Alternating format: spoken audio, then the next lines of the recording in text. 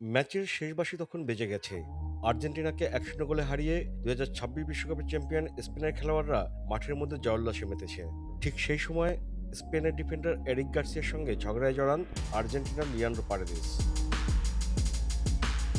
গার্সিয়াকে বাঁচাতে এগিয়ে আসেন তার সতীর্থরা। এ সময় পরিস্থিতি শান্ত করার চেষ্টা করেন স্পেনের আরেক খেলোয়াড় গাভি, কিন্তু তাকে ধাক্কা দিয়ে উত্তেজনা আরও বাড়িয়ে তোলেন আর্জেন্টিনার থিয়াগো আলমাদা। পারেদেস আবার আঘাত করেন গাভির মুখে। সেই আঘাতে মাটিতে পড়ে যান গাভি।